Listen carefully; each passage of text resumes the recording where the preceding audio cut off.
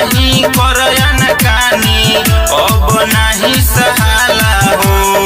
हमारा के बोलता है बाड़ू सतावत बोल न काठी तुहर बहानी बिगाड़त गोल गोल बैगन तोहारी फैशन देखी के मन हरे कि भाव बता जा